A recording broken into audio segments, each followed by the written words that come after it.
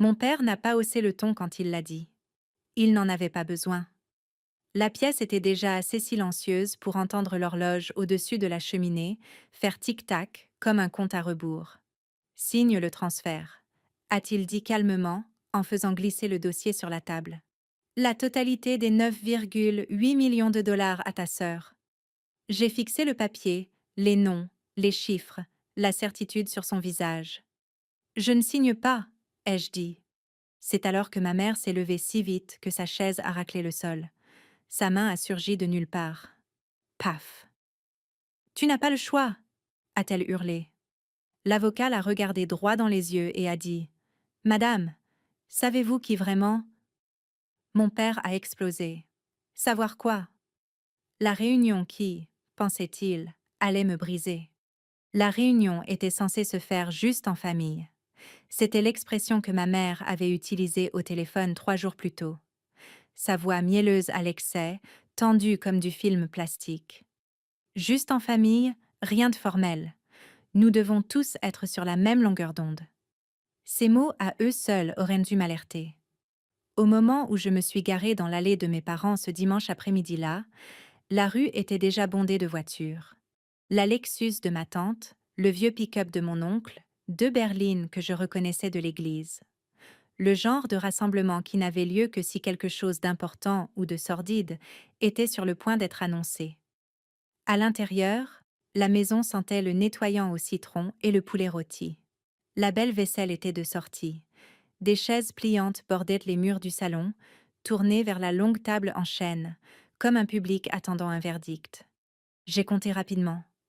23 personnes, peut-être plus. Assez de témoins pour s'assurer que personne ne pourrait prétendre plus tard avoir mal compris.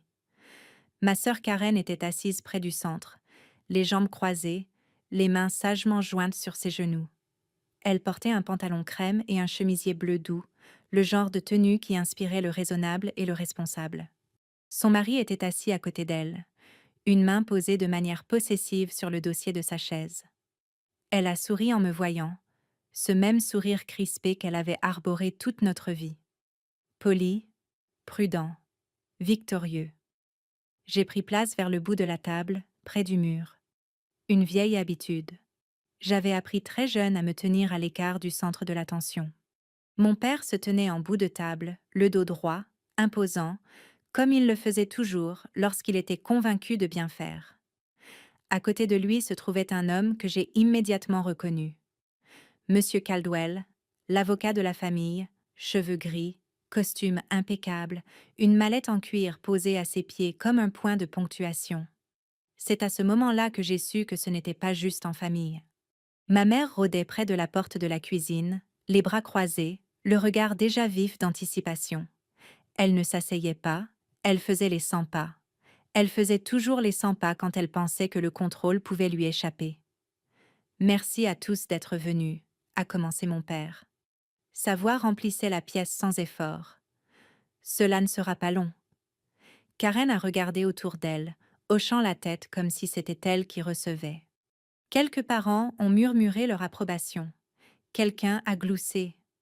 J'ai remarqué avec quelle facilité ils se penchaient tous vers elle, à quel point cela semblait naturel. Mon père a fait glisser un épais dossier sur la table vers moi. Il s'est arrêté juste devant mes mains. Nous avons passé en revue les actifs de la famille, a-t-il dit. Après mûre réflexion, ta mère et moi avons décidé qu'il valait mieux simplifier les choses. J'ai ouvert le dossier lentement, non pas parce que j'étais confuse, mais parce que je savais déjà ce que j'allais y trouver. Des évaluations immobilières, des résumés d'investissement, des termes de fiducie. Le chiffre trônait en gras et sans complexe sur la première page. 9 800 000. Mon nom était déjà imprimé sur la ligne de signature, vide, en attente. Signe le transfert, a dit mon père, me regardant enfin directement. La totalité, à ta sœur. Un murmure a parcouru la pièce. Pas de surprise, du soulagement. C'était la fin qu'ils avaient répétée. J'ai senti mon pouls se stabiliser au lieu de s'accélérer. Les années en uniforme font cet effet-là. Quand le volume monte, vous devenez silencieux. Je ne signe pas, ai-je dit. Les mots n'étaient pas dramatiques. Ils n'avaient pas besoin de l'être. Le sourire de Karen a vacillé juste une seconde. Ma mère a réagi la première. Elle s'est précipitée en avant, sa chaise basculant derrière elle, le visage rougi par quelque chose de plus profond que la colère. Sa main a heurté ma joue avant que j'aie le temps de bouger. Le bruit a été sec, définitif. « Tu n'as pas le choix !» a-t-elle hurlé. « Tu m'entends ? Tu n'en as pas !» La pièce s'est figée. Quelqu'un a haleté. Quelqu'un d'autre a murmuré mon nom. J'ai eu un goût de métal dans la bouche. Pas du sang, juste le choc. Ma joue me brûlait, mais mes mains sont restées à plat sur la table. Monsieur Caldwell s'est levé lentement en ajustant ses lunettes. Son regard est passé de la main levée de ma mère à mon visage, puis est revenu au dossier. « Madame, » a-t-il dit prudemment, « savez-vous qui détient vraiment ?»« Non. Quoi ?» a rugi mon père, en claquant la paume de sa main sur la table si fort que la vaisselle a tinté. « Qu'est-ce que vous sous-entendez ?» Toutes les têtes se sont tournées, tout le monde a retenu son souffle. J'ai regardé mon père, je l'ai vraiment regardé. J'ai vu la certitude gravée dans son expression. La confiance d'un homme qui croyait que le sol sous ses pieds était solide parce qu'il l'avait toujours été. « Vous ne savez vraiment pas ?» ai-je dit doucement. La confusion s'est répandue dans la pièce comme une fuite lente. Mon père a ri une fois, d'un rire sec et méprisant. « Ne commence pas avec ça, » a-t-il dit. « Tu as toujours eu du mal à accepter la réalité. » La réalité ? Ce mot m'avait poursuivi toute ma vie, généralement comme un avertissement. Sois réaliste. Ne rends pas les choses plus difficiles qu'elles ne devraient te l'être. Karen en a plus besoin que toi. Monsieur Caldwell s'est à nouveau raclé la gorge, mais ma mère l'a interrompu. Ich, elle est égoïste, a lâché ma mère d'un ton sec. Elle fait toujours ça. Elle complique les choses, après tout ce que nous avons fait pour elle. J'ai légèrement levé la main, non pas pour me défendre, mais pour imposer la patience. J'ai dit que je ne signais pas, ai-je répété. Et avant que quiconque ne dise un mot de plus, je pense que vous devriez entendre pourquoi. Karen s'est alors penchée en avant, les yeux brillants, la voix douce. « Nous essayons juste de garder la famille unie, » a-t-elle dit. « Tu n'es presque plus jamais là. Tu as ta carrière, ta vie. » C'était là, le cadre habituel. J'en avais assez. Donc, je devais céder. J'ai refermé doucement le dossier et l'ai repoussé de l'autre côté de la table. « Vous ne m'avez pas invité ici pour parler, » ai-je dit. « Vous m'avez invité pour que je me soumette. » L'avocat a finalement pris la parole, sa voix stable mais teintée d'inquiétude. « Avant qu'aucun document ne soit signé, » a-t-il dit, « il y a quelques clarifications que nous devons apporter. » Mon père s'est retourné vers lui. « C'est pourtant clair. »« Ça pourrait ne pas l'être, » a répondu Monsieur Caldwell. Les yeux de ma mère ont fait la navette entre nous. Qu'est-ce que ça veut dire? Je me suis adossée à ma chaise, la brûlure sur ma joue s'estompant en une douleur sourde. La pièce a soudain semblé plus petite, plus étriquée, comme l'air avant une tempête. Ça veut dire, ai-je dit, que vous me demandez de renoncer à quelque chose que vous ne contrôlez pas en réalité. Le silence qui a suivi était assez lourd pour peser sur mes oreilles. Mon père m'a dévisagée, la mâchoire serrée. « Tu es confuse ?»« Non, » ai-je répondu. « Je suis préparée. » Karen a secoué la tête en riant nerveusement. « C'est ridicule. »« Vraiment ?» ai-je demandé. Je me suis levée lentement, chaque mouvement étant délibéré. Avant d'aller plus loin, ai-je poursuivi, vous devriez tous comprendre comment nous en sommes arrivés là. Parce que cette histoire n'a pas commencé aujourd'hui, et elle n'a pas commencé avec de l'argent. J'ai regardé autour de la pièce les visages de ceux qui m'avaient vu grandir et qui avaient décidé, il y a longtemps, quel rôle j'étais autorisée à jouer. Ça a commencé il y a des années, ai-je dit, quand j'ai appris ce qui arrive à l'enfant, dont tout le monde suppose qu'il s'en sortira très bien. En grandissant, ma famille n'a jamais appelé ça du favoritisme. Il n'en avait pas besoin. Le favoritisme était simplement la forme de nos vies. Comme un meuble qui reste à la même place si longtemps qu'on finit par ne plus le remarquer. Karen avait 3 ans de plus que moi, ce qui, dans notre maison, se traduisait par quelque chose de bien plus permanent que l'âge. Elle était la première. Premier petit enfant, premier pas, premier sourire dont tout le monde se souvenait. Quand je suis arrivée, le récit familial était déjà écrit, et le nom de Karen était imprimé en gras tout en haut. Elle était celle qui était organisée, celle sur qui on pouvait compter. L'enfant qui, selon mes parents, avait des qualités de leader avant même d'avoir appris à lasser ses chaussures. J'étais l'autre. Ni indésirable, ni mal aimée, on attendait juste de moi que je me débrouille. Quand Karen pleurait, ma mère accourait. Quand je pleurais, on me disait que j'étais forte. Quand Karen avait des difficultés, mon père intervenait. Quand j'en avais, on me rappelait que j'avais toujours été indépendante.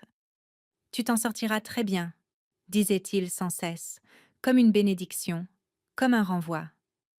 Lors des dîners de famille, Karen s'asseyait à côté de mon père, le tenant au courant de ses projets, de ses cours, de ses objectifs. Il écoutait, hochait la tête, donnait des conseils. Quand je parlais, les conversations s'arrêtaient poliment puis revenaient à leur point de départ. J'ai appris très tôt que l'attention était une monnaie que je ne possédais pas. À l'école primaire, les bulletins de notes de Karen allaient sur le réfrigérateur. Les miens allaient dans un tiroir. Au collège, lorsqu'elle a rejoint le conseil des élèves, mes parents ont réorganisé leurs emplois du temps pour assister aux réunions.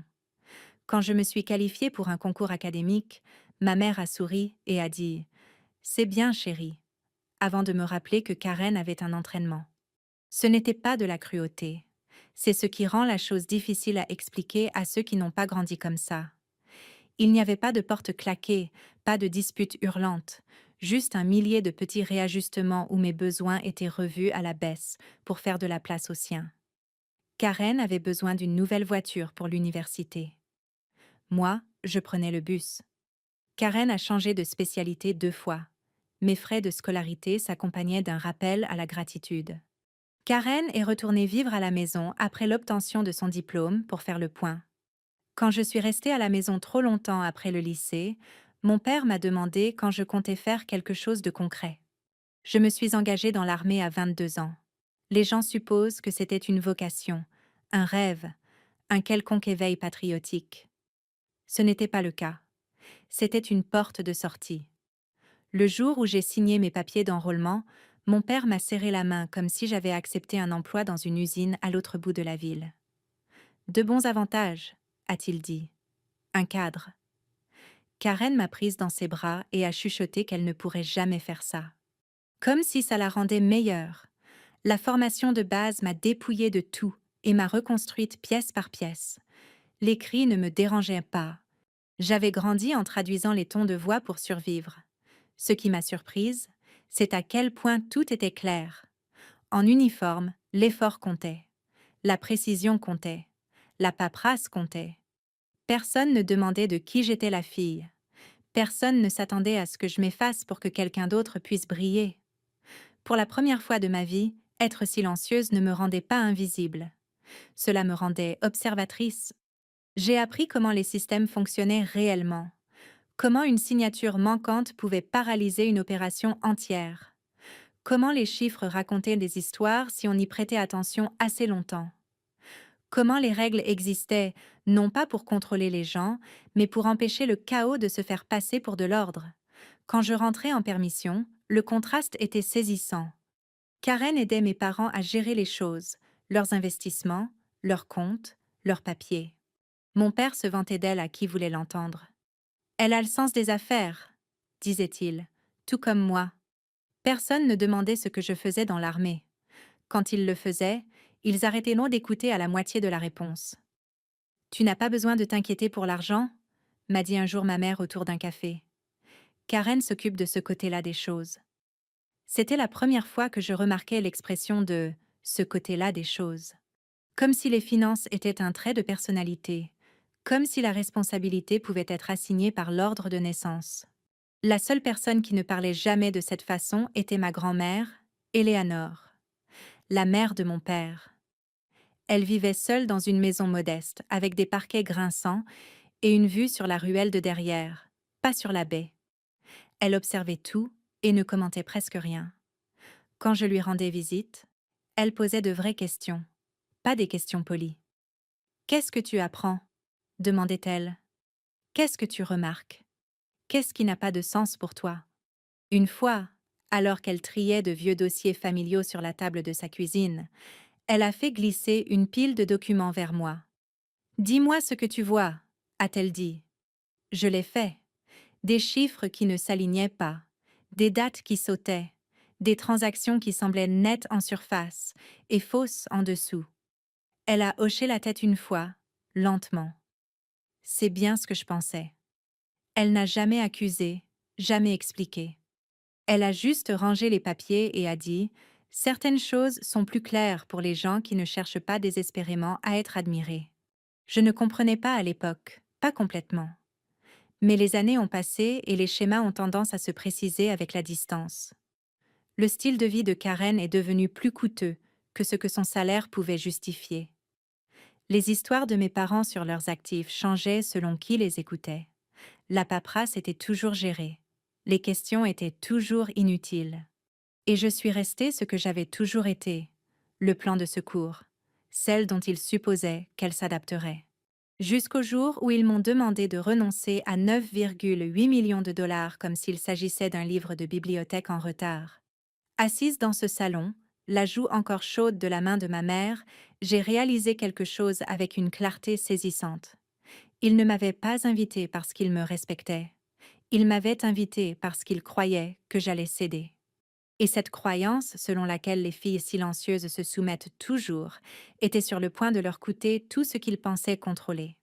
Car pendant qu'ils étaient occupés à décider qui méritait quoi, j'avais appris quelque chose de bien plus dangereux.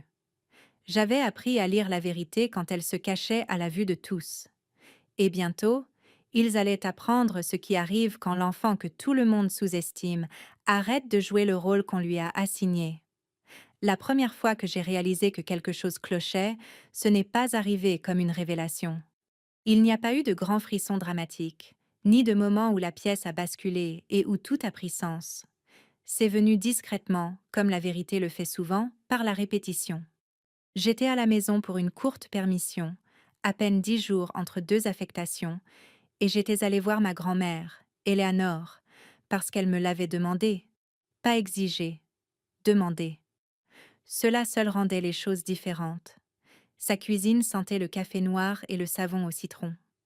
Des papiers étaient étalés sur la table en piles soigneuses, lestés d'un vieux presse-papier en verre en forme de pomme. Elle n'avait pas l'air anxieuse, elle avait l'air résolue.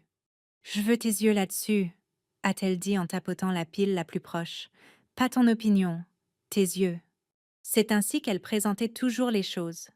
L'observation d'abord, le jugement ensuite. Je me suis assise et j'ai commencé là où je le faisais toujours. Date, en-tête, totaux, résumé des revenus locatifs, distribution des investissements, frais d'entretien. Au premier coup d'œil, tout semblait en ordre, trop en ordre. J'ai tourné une page, puis une autre. Le même nom de fournisseur apparaissait 3 fois au cours d'un même trimestre. Des réparations d'urgence, toutes sous le même seuil monétaire. Chacune approuvée par Karen. Chacune payée promptement. Ce toit ne peut pas être remplacé 3 fois en 4 mois, ai-je dit sans lever les yeux. Eleanor a hoché la tête, mais n'a pas souri. J'ai continué. Un poste budgétaire intitulé « Frais administratifs divers » gonflait d'année en année. Des remboursements de frais de déplacement liés à des visites de site qui ne correspondaient pas aux dates de renouvellement des baux. Des chèques émis au lieu de virements électroniques, juste assez souvent pour éviter des schémas qu'un examinateur occasionnel pourrait remarquer. Ce n'était pas du vol au sens cinématographique du terme, c'était quelque chose de bien plus familier. La présomption.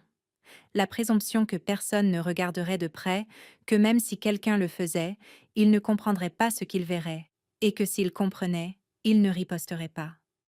J'ai expiré lentement. Ces comptes ne sont pas structurés de la manière dont votre fils le prétend. Eleanor a croisé les mains. Non, a-t-elle dit.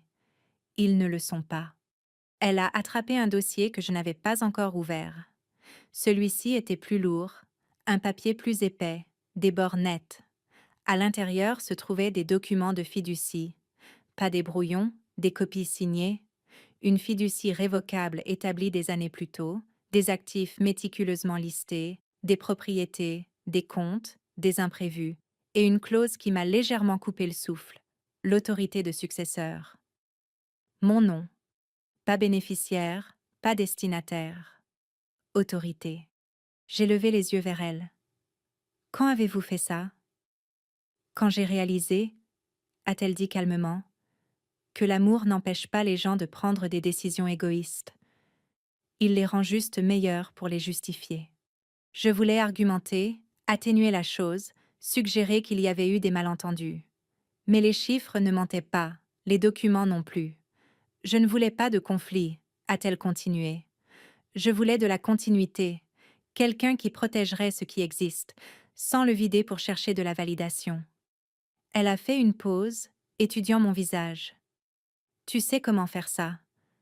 J'ai dégluti. Karen ne prendra pas bien la chose. La bouche d'Éléanore a eu un tic.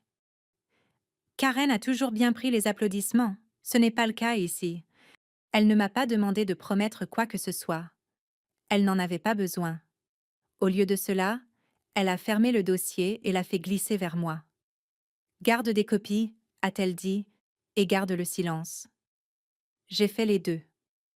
Au cours de l'année qui a suivi, j'ai prêté attention comme je ne l'avais jamais fait auparavant. Non pas parce que je cherchais la trahison, mais parce que je comprenais enfin la langue parlée autour de moi. Quand mon père se vantait du portefeuille familial, il parlait toujours en estimation, en chiffres arrondis, en taux-pratiques. Quand Karen parlait de la gestion des actifs, elle se concentrait sur les résultats, pas sur les processus. Croissance, expansion, style de vie. Personne ne mentionnait la gouvernance, la supervision, les garanties, à part Éléanore et moi. Quand Éléanore est décédée 18 mois plus tard, le chagrin m'a frappé de plein fouet. Elle avait été le seul endroit dans ma famille où je n'avais pas besoin de me traduire. La perdre m'a fait l'effet de perdre la gravité. Les funérailles ont été dignes, contrôlées. Tout le monde a loué sa prévoyance, sa générosité, son dévouement envers la famille. Le lendemain matin, ma mère a appelé. « Nous devrions parler des actifs », a-t-elle dit doucement. Pas d'Éléanore, des actifs. J'ai décliné poliment, fermement. 3 semaines plus tard, le premier message de Karen est arrivé. « Nous devons simplifier les choses, cela ne doit pas être difficile. » Papa vieillit. Chaque texto portait le même sous-entendu avec lequel j'avais grandi. « Écarte-toi. » Je n'ai pas répondu. Au lieu de cela, j'ai rencontré un avocat indépendant, non pas pour contester quoi que ce soit, mais pour le confirmer.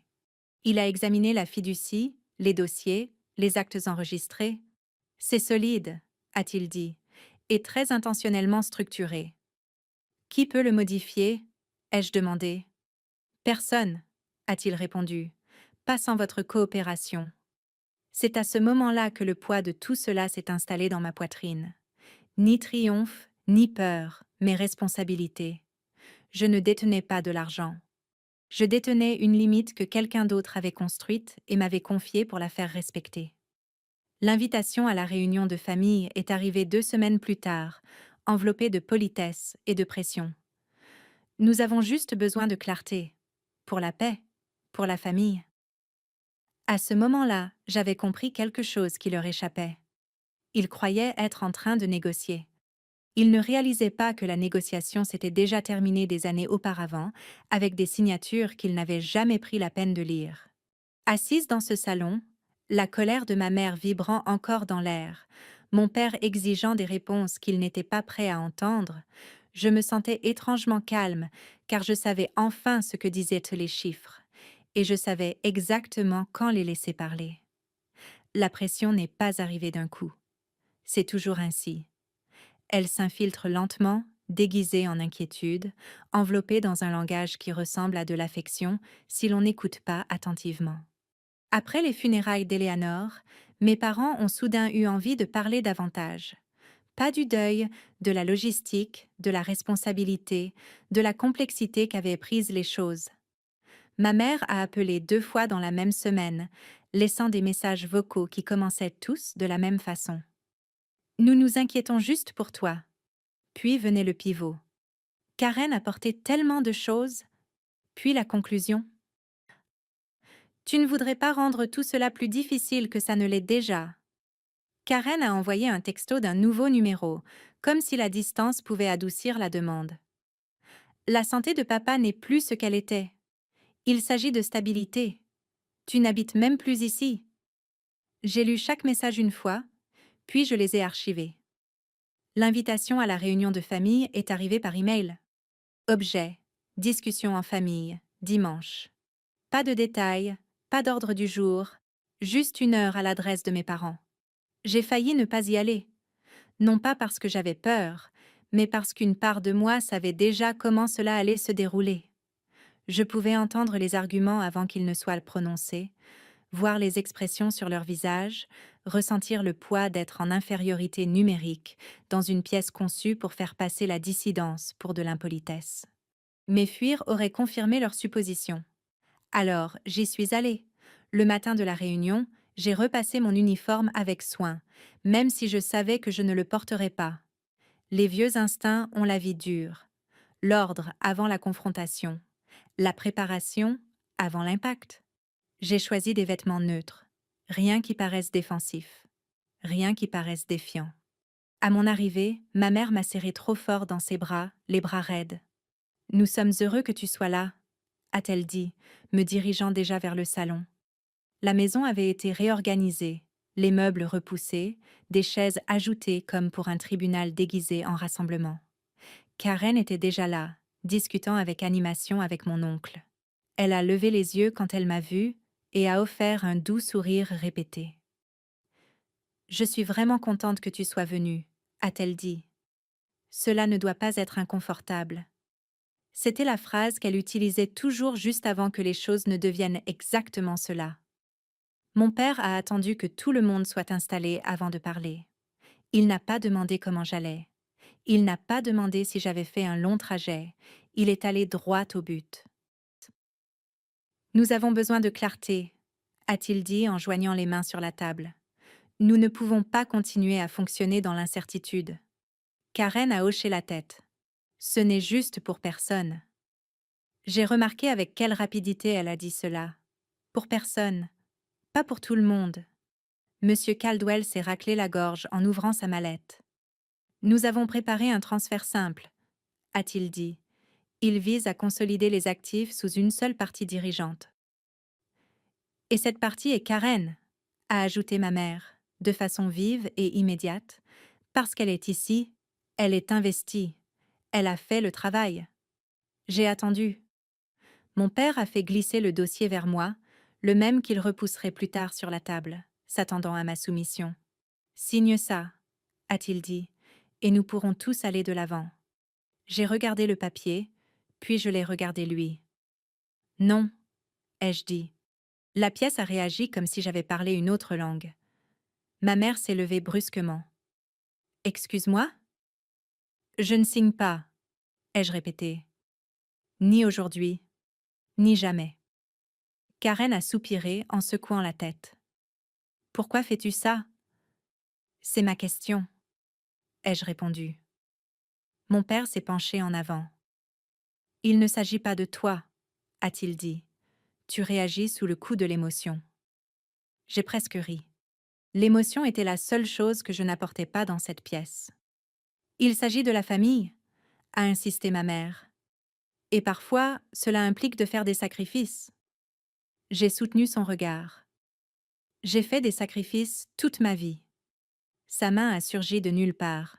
Le son a résonné plus fort qu'il n'aurait dû. Sec. Définitif. « Tu n'as pas le choix !» a-t-elle hurlé. « Tu m'entends ? Tu n'en as pas !» Quelqu'un a haleté. Quelqu'un d'autre s'est levé à moitié, ne sachant s'il devait intervenir. Je n'ai pas bougé. Monsieur Caldwell s'est levé de sa chaise, l'inquiétude gravée sur son visage. « Madame », a-t-il dit prudemment, « avant que cela n'aille plus loin, il y a certaines choses que vous devriez comprendre. » Mon père a abattu sa paume sur la table. « Non », a-t-il lâché. Ça s'arrête maintenant. Monsieur Caldwell a hésité, puis m'a regardé. Je lui ai adressé un imperceptible signe de tête. Il s'est retourné vers ma mère. Savez-vous qui détient réellement l'autorité sur ses actifs? Mon père a explosé. Savoir quoi? A-t-il crié. Arrêtez de parler par énigme. La pièce est devenue silencieuse. J'ai ressenti l'attrait familier d'adoucir les choses, d'expliquer pour rendre ça plus facile pour tous les autres. Le réflexe de l'enfant qui maintenait la paix. Je l'ai ignoré. Vous me demandez de renoncer à quelque chose que vous ne contrôlez pas, ai-je dit d'une voix égale. Et vous le faites devant des témoins parce que vous pensez que la pression va fonctionner. Le visage de Karen s'est empourpré. Tu déformes la situation. Non, ai-je dit. Je la nomme. Mon père m'a dévisagée comme s'il voyait une étrangère. Tu penses être plus intelligente que nous? Je pense que vous n'avez jamais cru devoir être prudent, ai-je répondu.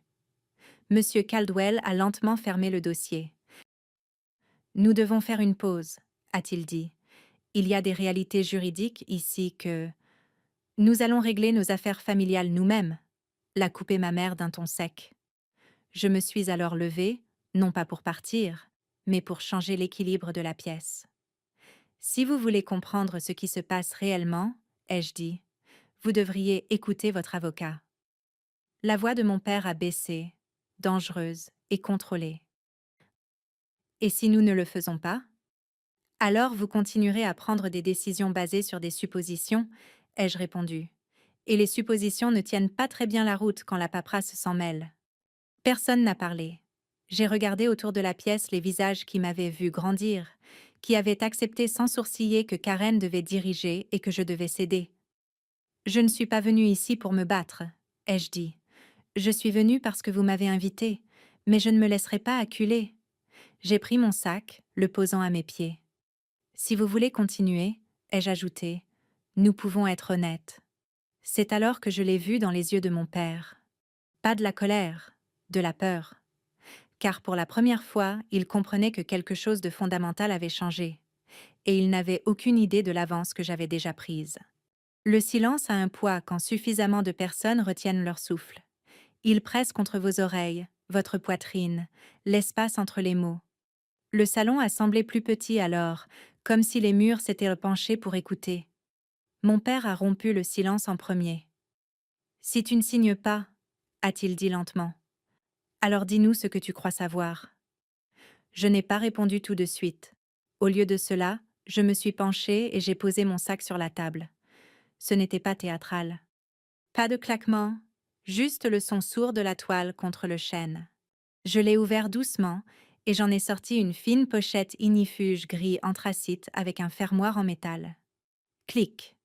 Le son a traversé la pièce, plus tranchant que ne l'avait été la gifle de ma mère. Karen s'est adossée à sa chaise. « Qu'est-ce que c'est » a-t-elle demandé, essayant de paraître amusée. « Tu es sérieuse, là ?» Les yeux de Monsieur Caldwell se sont fixés sur le dossier. Il n'a pas parlé, mais quelque chose dans sa posture a changé. Les avocats connaissent ce son, le son de la préparation. Je n'ai pas apporté d'opinion, ai-je dit. J'ai apporté des dossiers.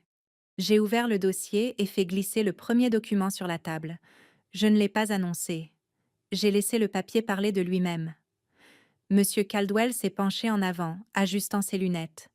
Il a lu silencieusement au début, les lèvres bougeant à peine. Puis ses sourcils se sont froncés. « Il s'agit d'une fiducie enregistrée, » a-t-il dit lentement. Mon père s'est moqué.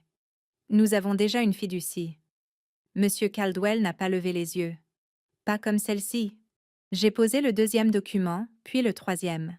Chacun soigneusement aligné, les bords d'équerre comme on m'avait appris à le faire. Le sourire de Karen a disparu. « Tu te rends ridicule, » a-t-elle dit. « Tu ne comprends même pas. »« Karen, » l'a interrompu doucement Monsieur Caldwell. « S'il vous plaît, arrêtez de parler. » Cela seul a stupéfié la pièce. Il a ramassé le document du dessus, vérifiant le sceau du comté, le numéro d'enregistrement, la date. Puis il a tourné vers la page des signatures. Mon nom. Pas sur la ligne qu'il m'avait demandé de signer aujourd'hui. Il y était déjà. La voix de ma mère tremblait. Ça ne veut rien dire. Eleanor était vieille. Elle ne savait pas. Elle savait exactement ce qu'elle faisait, a répondu M. Caldwell d'un ton plus sec maintenant. Ceci a été exécuté il y a des années. Correctement. Avec des témoins. Avec un conseiller indépendant. Mon père s'est levé si vite que sa chaise a basculé en arrière. Non, a-t-il dit. C'est impossible. J'ai fait glisser une page de plus en avant. Celle-ci l'explique. C'était une désignation d'autorité. Claire, sans ambiguïté. Karen s'est jetée en avant, tentant d'attraper les papiers. C'est un faux. Monsieur Caldwell a attrapé son poignet en plein vol. Ne touchez pas à ça. Elle s'est figée. Il s'est tourné vers mes parents. Savez-vous qui détient réellement le pouvoir décisionnel sur ses actifs? A-t-il demandé à nouveau, sa voix calme mais sans appel. Ma mère a ouvert la bouche. Aucun son n'est sorti. Le visage de mon père s'est vidé de ses couleurs. Nous sommes les parents, a-t-il dit faiblement. Ce sont les actifs de la famille. Monsieur Caldwell a secoué la tête. Non, ils ne le sont pas. Il m'a regardé alors, non pas comme leur fille, mais comme sa cliente. Vous êtes l'autorité en exercice. Vous l'avez toujours été. La pièce a explosé. Ma tante a murmuré « Oh mon Dieu !» Quelqu'un d'autre a marmonné « Ça change tout !» Le mari de Karen s'est levé en reculant comme si le sol s'était fissuré sous ses pieds. « Karen, » a-t-il dit doucement, « tu avais dit que c'était réglé. » Ma mère a pressé ses mains sur sa bouche, les yeux écarquillés. « Tu as planifié ça ?» m'a-t-elle chuchoté dans notre dos. « Non, » ai-je dit. « Vous l'avez ignoré. » Mon père s'est retourné contre moi, la rage vacillant dans ses yeux. « Tu nous as laissé planifier cette réunion ?» a-t-il accusé. « Tu nous as laissé inviter des gens ?» Oui, ai-je répondu d'une voix égale, parce qu'on m'a dit que je n'avais pas le choix. La voix de Karen s'est brisée. « Tu as fait ça pour me blesser. » Je l'ai enfin regardé pleinement. « Non, » ai-je dit. « J'ai fait ça pour t'arrêter. » La vérité s'est installée lentement, de manière inégale. Pas comme une bombe, comme un brouillard qui se dissipe. Monsieur Caldwell a rassemblé les documents en une pile nette. « Il n'y a rien à transférer », a-t-il annoncé à la pièce. « Les actifs sont déjà placés. Il n'existe aucun mécanisme juridique pour ce que vous demandez. » Mon père s'est laissé retomber sur sa chaise, les mains tremblantes.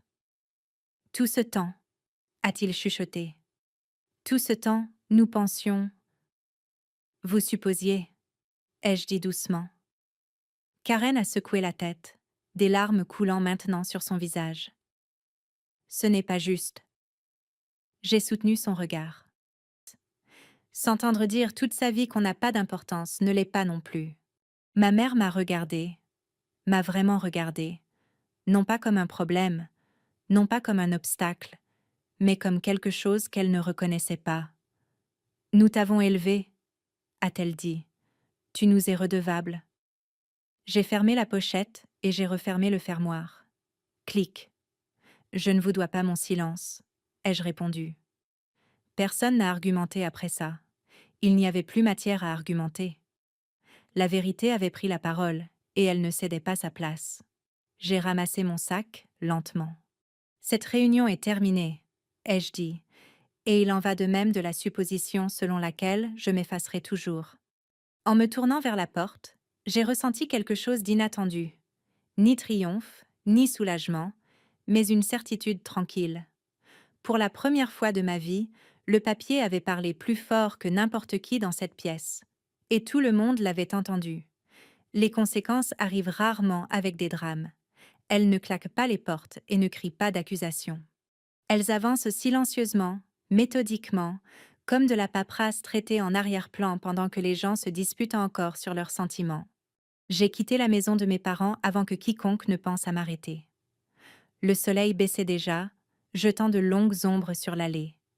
Je me suis arrêtée juste un instant à côté de ma voiture, écoutant le bruit étouffé des voix à l'intérieur, confuses, superposées, dépouillées de la certitude avec laquelle ils étaient entrés.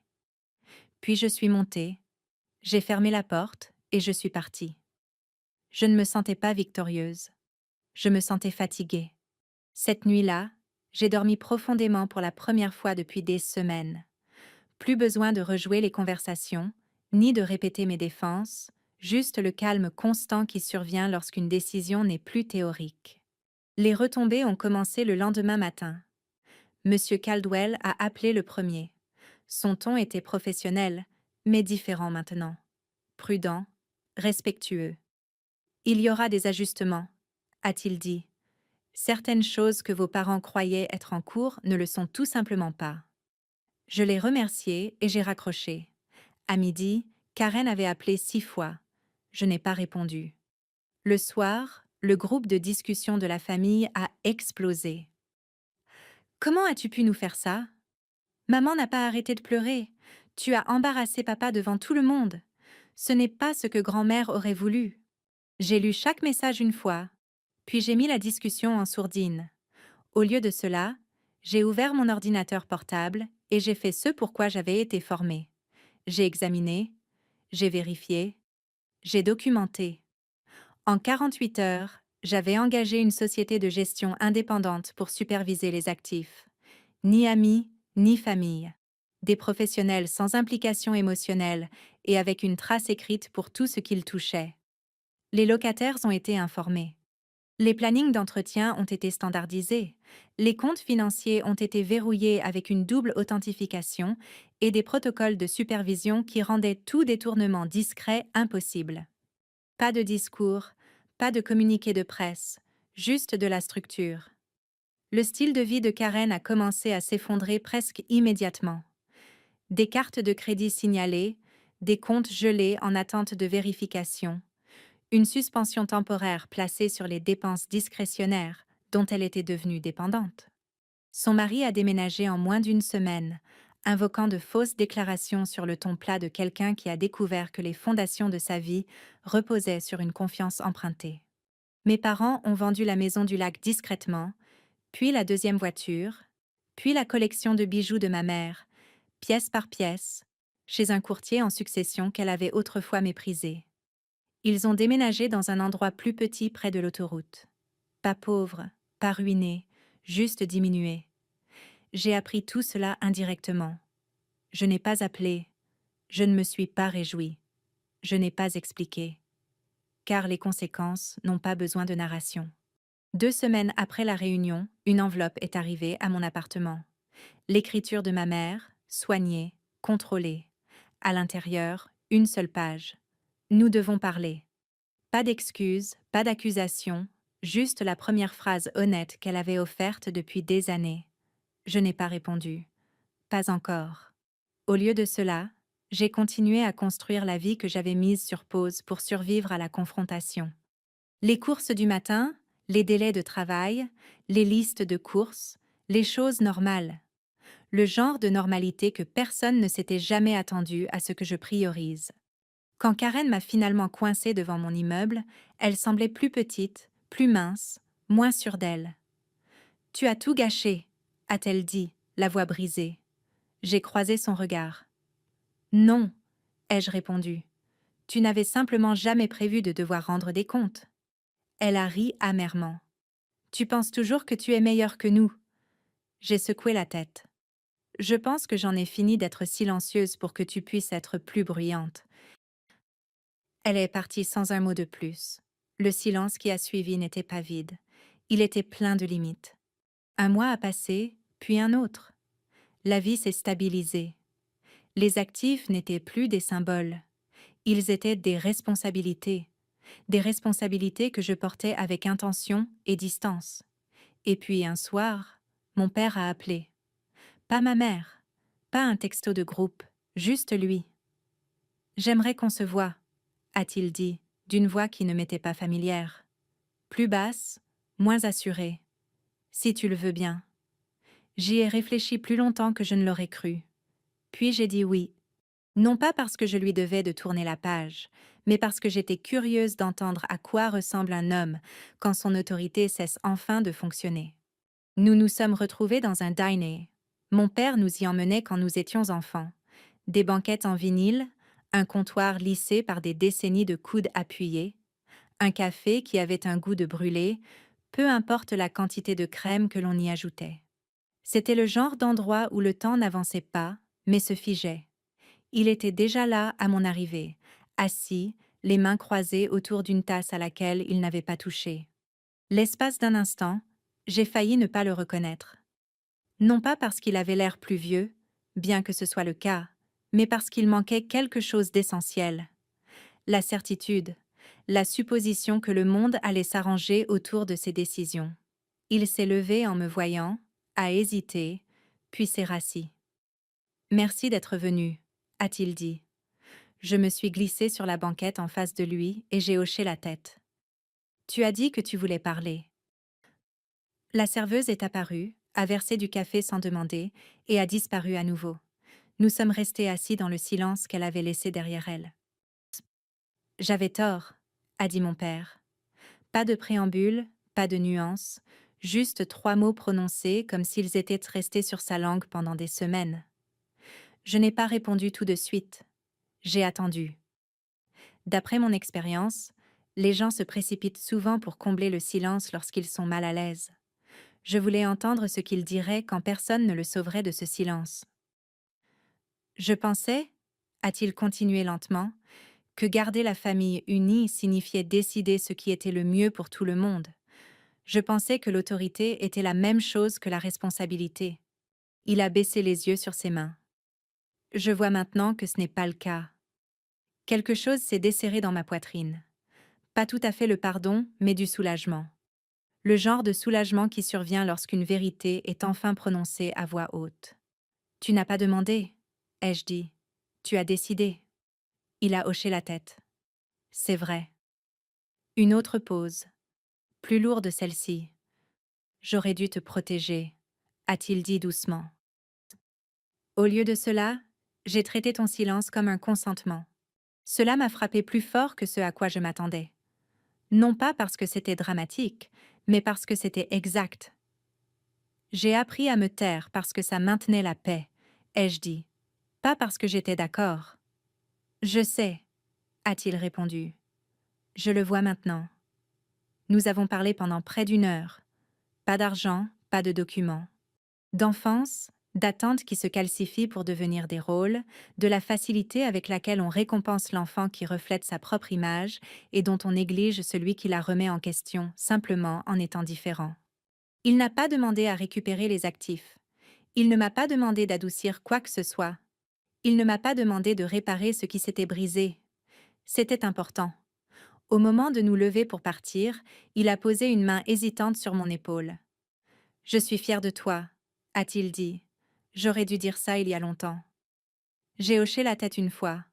Merci. Dehors, l'air était frais et pur.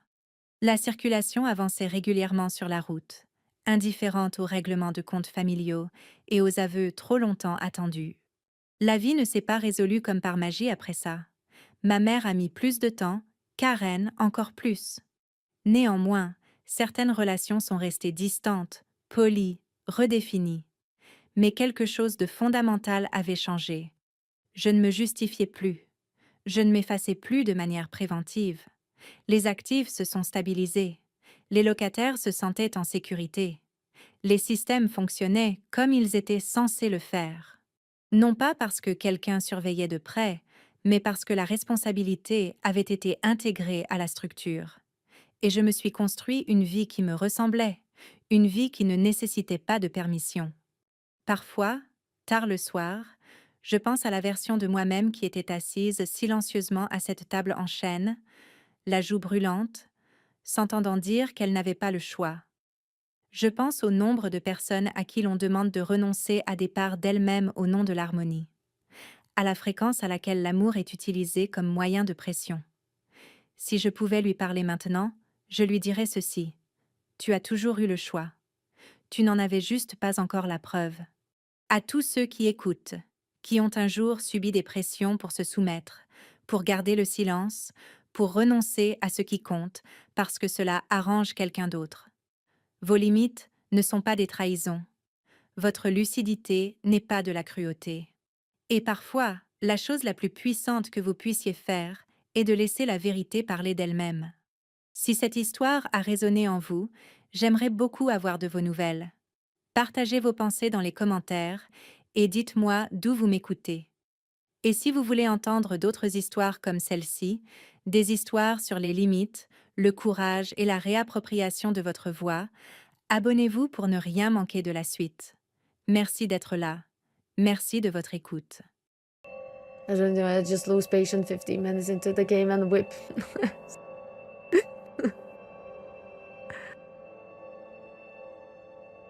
We just love you, don't get high on it. Never. I could never. I just really appreciate it all. Right. Okay, let me put the sound off. We are gonna go on break. And then once we are back, we're gonna continue with this nonsense. Oh wait, let me put the music on. Where is it? It's right.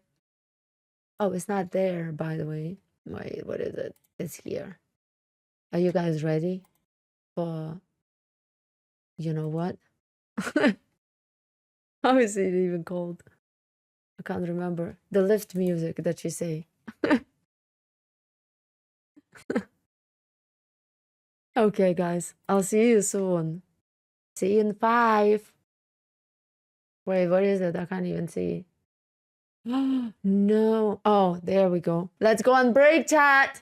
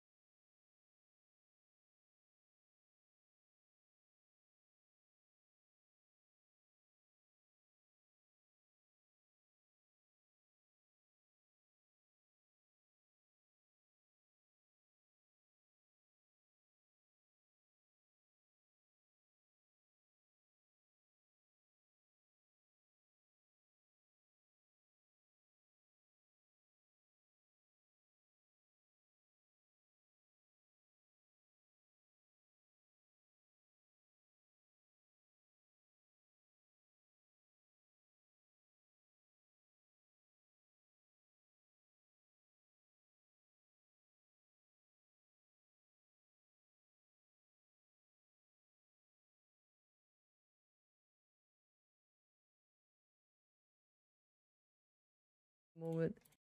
I'm sorry, my purple viewers. I'm so sorry. I know you had no sound.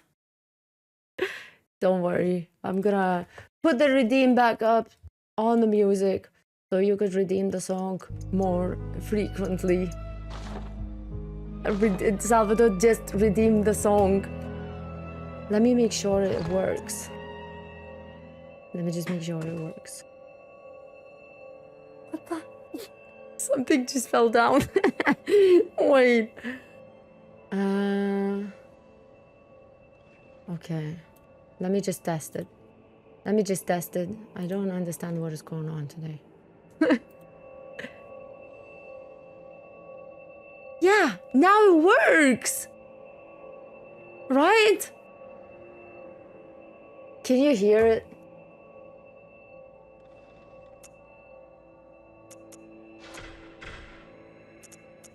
Let's have a look. Tell me. My VIPs. Good morning, Mr. Moto. Good morning.